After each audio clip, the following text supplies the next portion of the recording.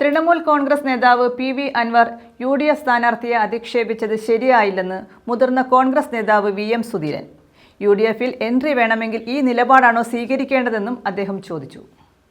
തൃണമൂൽ കോൺഗ്രസ് നേതാവ് PV Anwar UDF സ്ഥാനാർത്ഥിയെ അധിക്ഷേപിച്ചത് ശരിയായില്ലെന്ന് മുതിർന്ന കോൺഗ്രസ് നേതാവ് VM സുധീരൻ പറഞ്ഞു.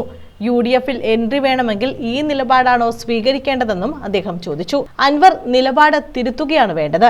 സ്ഥാനാർത്ഥിക്കെതിരെ നടത്തിയ മോശം പരാമർശം ആദ്യം പിൻവലിക്കണമെന്നും സുധീരൻ ആവശ്യപ്പെട്ടു. ഈ കാര്യത്തിൽ വലിയ ഗുരുതരമായ വീഴ്ചയാണ്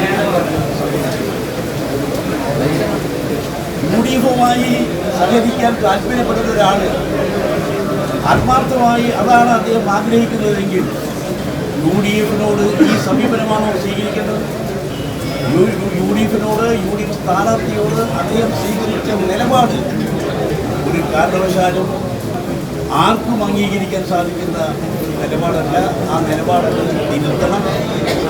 അദ്ദേഹം ആദ്യം ചെയ്യേണ്ടത് UDF സ്ഥാനാർത്ഥി ജനങ്ങൾ അംഗീകരിക്കുന്ന കേരളത്തിലെ കോൺഗ്രസ് പ്രവർത്തകരും നേതൃത്വവും ഒരേ മനസ്സോടെ അംഗീകരിച്ച കോൺഗ്രസ് ഹൈക്കമാൻഡ് അംഗീകരിച്ച സ്ഥാനാർത്ഥിക്കെതിരെ ആര്യാടൻ സൗഖ്യത്തിനെതിരെ അൻവർ നടത്തിയ മോശമായ പരാമർശം ആദ്യമായി അദ്ദേഹം പിൻവലിക്കണം.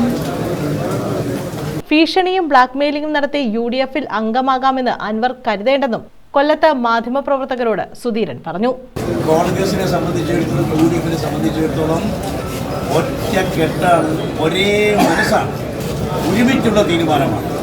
പിന്നെ കോൺഗ്രസിനകത്ത് പ്രശ്നങ്ങളുണ്ട് എന്നുള്ളത് CPM സെക്രട്ടറി അദ്ദേഹം അത് കണ്ട് മനപ്പായസം ഉണ്ടേണ്ട ആ തരത്തിലുള്ള ഒരു കാരണമായി മുന്നോട്ട് പോയി ഇപ്പോൾ തന്നെ പരാജയത്തിൻ്റെ വക്കിലെത്തി നിൽക്കുന്ന അവർ കനത്ത പരാജയത്തിലേക്ക് നീങ്ങുന്ന സാഹചര്യം ഉണ്ടാക്കാതിരിക്കുന്നതാണ് നല്ലത്.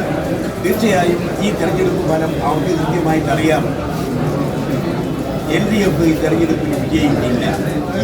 ന്യൂസ് ബ്യൂറോ, കൊല്ലം.